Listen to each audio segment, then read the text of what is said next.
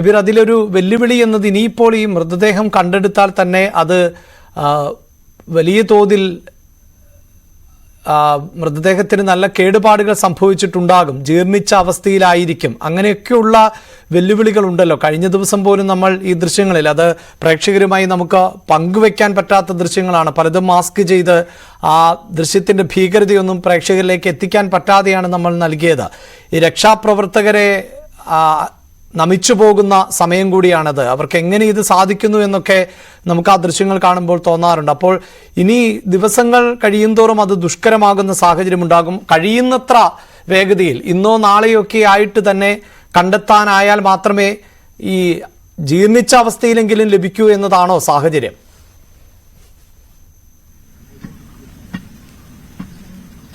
അതെ, KP സൂചിപ്പിച്ചതുപോലെ തന്നെയാണ്. കാരണം ഇപ്പോൾ അതിന്റെ 5-ാം ദിവസമാണ് ഇന്ന് ഓപ്പറേഷൻ നടക്കുന്നത്. അപ്പോൾ മരണപ്പെട്ടവരുടെ ദിവസം എന്ന് പറയുമ്പോൾ 6 ദിവസം കഴിഞ്ഞിട്ടുണ്ടാകും. അപ്പോൾ പൂർണ്ണമായും നമുക്ക് ഇനി ലഭിക്കുന്ന മൃതദേഹങ്ങൾ ഒരു അഴുകിയ നിലയിൽ തന്നെയായിരിക്കും ലഭിക്കുക.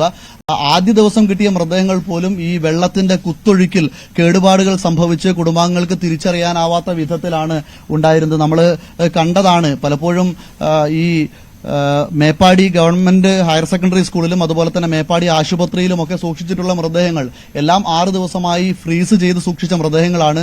അതൊന്നും ഇതുവരെ ബന്ധുക്കൾക്ക് തിരിച്ചറിയാനായിട്ടില്ല. ഇപ്പോൾ ഈ നിൽക്കുന്ന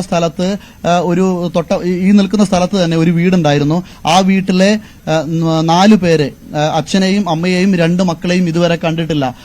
അവർ ഇപ്പോൾ മരിച്ചിട്ട് സ്വാഭാവികമായും 6 ദിവസം കഴിഞ്ഞിട്ടുണ്ടാകും. അങ്ങനെയാകുമ്പോൾ ഒരു തരത്തിലും, അതായത് ആദ്യ ദിവസം തന്നെ കണ്ടെത്തിയ മൃതദേഹങ്ങൾ പോലും തിരിച്ചറിയാനാവാത്ത ഒരു വിധത്തിലായിരുന്നു ലഭിച്ചിരുന്നത്. അങ്ങനെയെങ്കിൽ ഇനിയിപ്പോൾ 6 ദിവസം കഴിഞ്ഞ് കിട്ടുന്ന മൃതദേഹങ്ങളുടെ അവസ്ഥ നമുക്ക് ഊഹിക്കാവുന്നതേ ഉള്ളൂ. പക്ഷെ എന്നാൽ പോലും ഒരു നിശ്ചയദാർഢ്യം സർക്കാരിനുണ്ട്, ഒപ്പം തന്നെ സന്നദ്ധ പ്രവർത്തകർക്കും സൈന്യത്തിനും മനുഷ്യനെ സ്നേഹിക്കുന്ന എല്ലാവർക്കുമുണ്ട്. കാരണം മനുഷ്യസാധ്യമായതെന്തോ അത് അവർക്ക് വേണ്ടി ചെയ്തു തീർക്കുക എന്നുള്ളതിൽ നമ്മുടെ കാര്യങ്ങളൊക്കെ ഇങ്ങനെ മെല്ലെ മെല്ലെ മെല്ലെ പരിമിതപ്പെട്ടു വരികയാണ്. ആദ്യം അവരെ മാറ്റിപ്പാർപ്പിക്കുക എന്നുള്ളതായിരുന്നു. അത് പൂർണ്ണ അർത്ഥത്തിൽ നമുക്കതിൽ വിജയിക്കാൻ കഴിഞ്ഞില്ല. അതിൽ നമ്മുടെ സംവിധാനങ്ങളൊക്കെ പരാജയപ്പെട്ടോ എന്ന് ചോദിച്ചാൽ ഒരർത്ഥത്തിൽ പരാജയപ്പെട്ടു എന്ന് തന്നെ നമ്മൾ പറയേണ്ടി വരും. കാരണം അത് കൃത്യമായി നിർദ്ദേശം നൽകാനോ നിർബന്ധപൂർവം അവരെ ഒഴിപ്പിക്കാനോ ഒന്നും നമുക്ക് സാധിച്ചില്ല. രണ്ടാമത് ഈ അപകടം നടന്നു. ഏറ്റവും എളുപ്പം എത്രയും പെട്ടെന്ന് ആളുകളെ രക്ഷപ്പെടുത്തുക എന്നുള്ളതായിരുന്നു നമ്മുടെ രണ്ടാമത്തെ ദൗത്യം. അതിൽ നമ്മൾ വൈകുന്നേരത്തോടുകൂടി ആ പാലത്തിന്റെ നിർമ്മാണം, താൽക്കാലിക പാലത്തിന്റെ നിർമ്മാണം, സൈന്യം ലാഡർ ഉപയോഗിച്ച് നിർമ്മിച്ച താൽക്കാലിക പാലത്തിന്റെ നിർമ്മാണത്തോടുകൂടി ബാക്കിയുള്ള ജീവനുകളെ നമുക്ക് പുഴയ്ക്കിക്കരയ്ക്ക് എത്തിക്കാൻ വേണ്ടി സാധിച്ചു.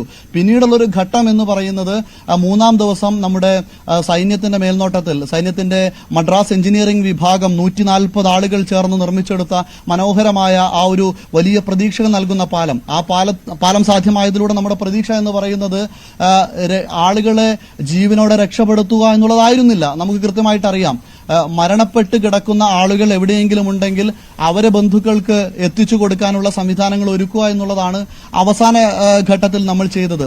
അതിലും നമ്മൾ ഒരു പരിധിവരെ വിജയിച്ചു എന്ന് പറയാം. അതിന്റെ ഒരു അവസാന